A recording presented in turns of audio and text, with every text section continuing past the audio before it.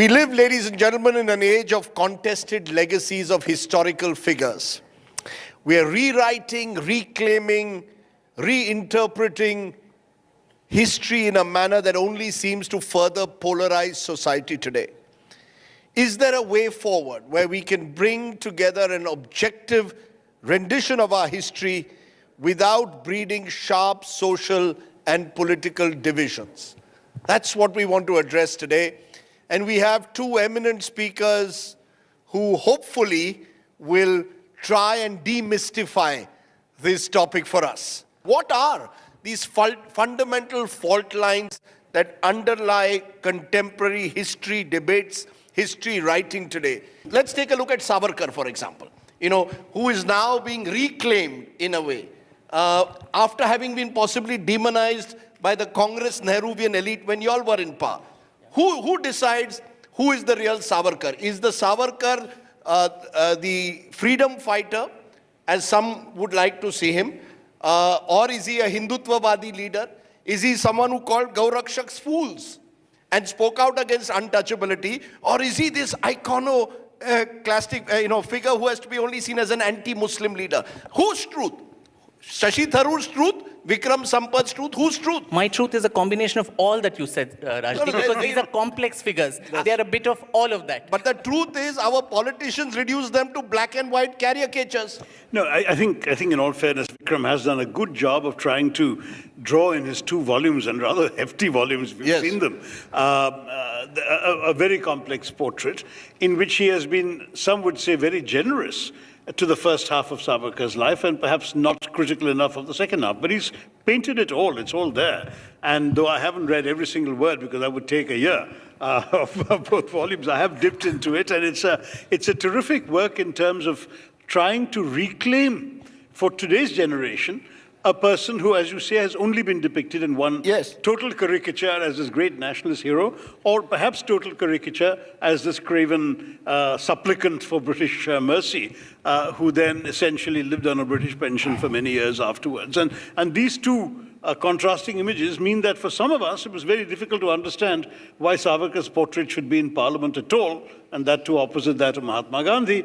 Whereas what Vikram has depicted, particularly the early years, up to about the time that he gets sent off to the Andamans, to that cellular jail, which I have visited, and it's certainly not a salubrious place.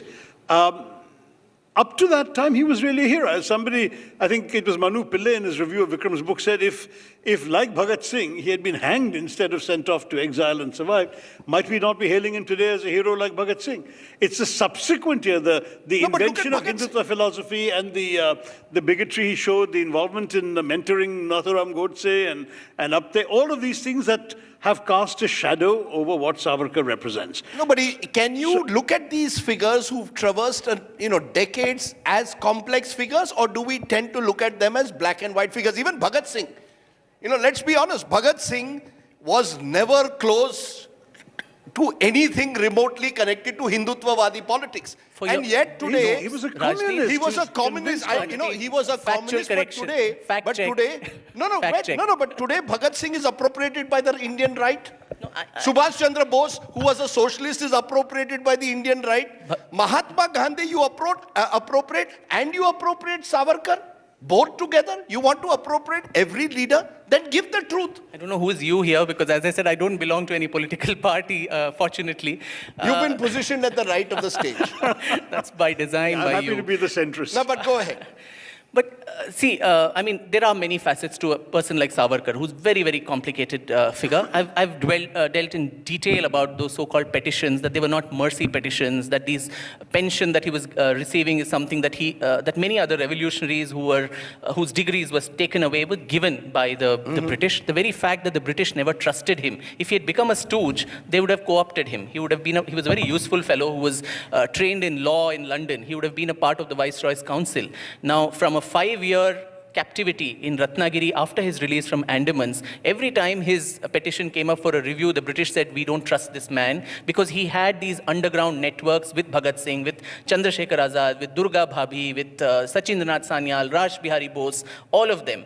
So from 5 years, the term actually ended to 13 long years. That itself showed that the British never trusted him and he was not a stooge as is made out to be. And also his role in the assassination of Gandhiji, time and time again, the courts have honorably exonerated him. And when the highest court, the Supreme Court, exonerates someone, I think for political purposes, it is unfair to keep on putting that albatross on him.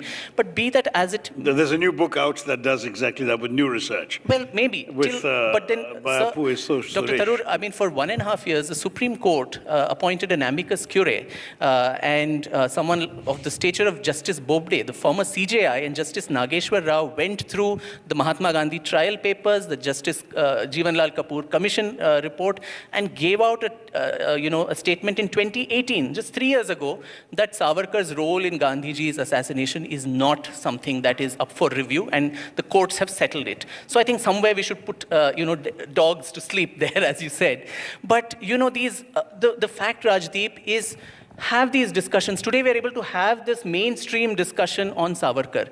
But in the 50s and 60s, I keep talking about this several times, someone of the eminence of Pandit Hridaynath Mangeshkar, who was in All India Radio, Savarkar was also a prolific Marathi poet. He wrote extensively in Marathi, Sagara, Pran, Talmalala, and Jayostute, and all of that. So this poem which he tuned, Sagara, Pran, Talmalala, which Lataji, Ashaji, others sang, for which he got a show cause notice, asking, why have you tuned this man's, why have you tuned this? And Mangeshkarji gave this 2-line reply saying, good poet, good poem, reason enough to tune, but he lost his job for doing this. So you make someone a persona non grata, you don't even have a discussion on that person, and we talk of intolerance today. So, this culture, cancel culture of anybody who doesn't fall in this mainstream narrative is a traitor, doesn't belong to the nationhood. I think that is a very problematic piece. And Bhagat Singh too, Bhagat Singh published Savarkar's book on 1857, the 4th edition.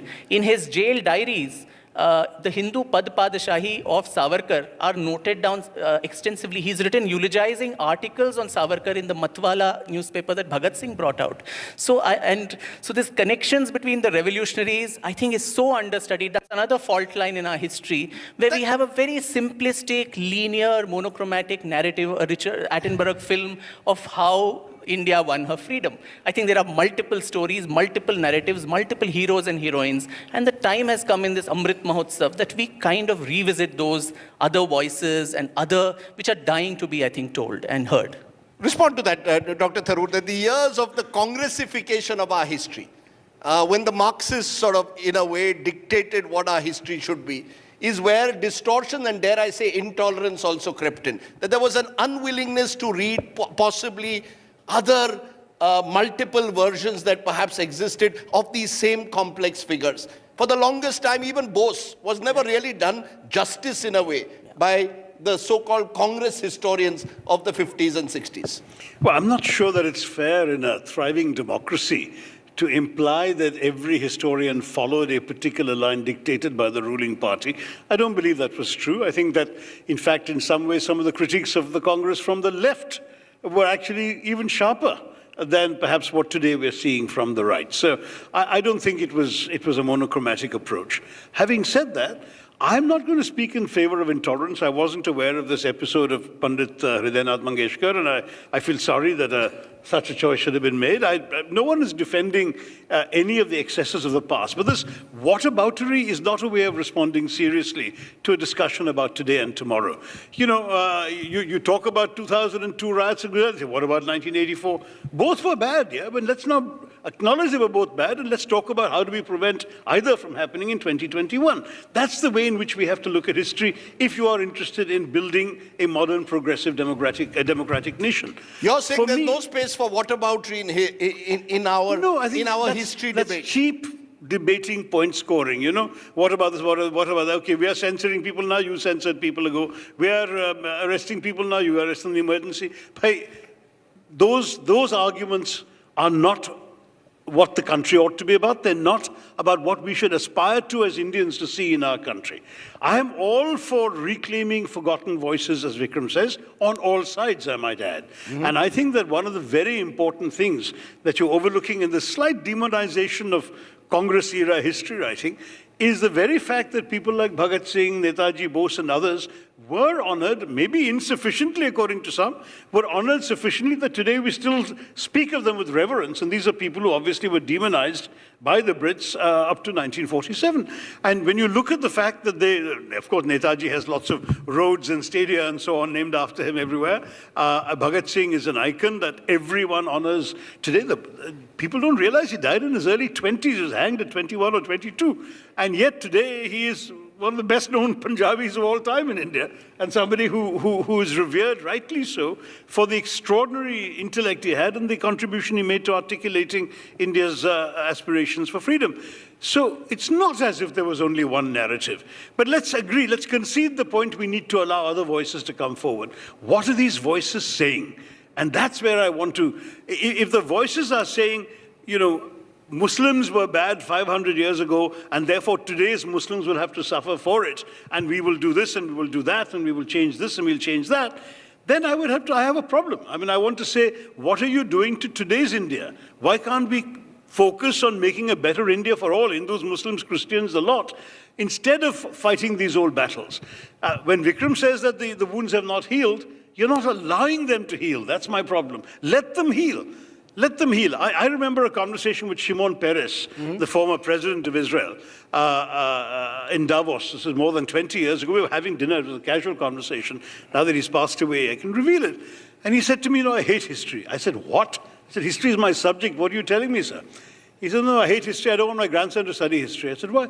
He says, the history only is going to make him dwell in the past, in real or imagined wrongs. I want him to focus on the future. Let him study technology. Let him study computers. I don't want him to study history.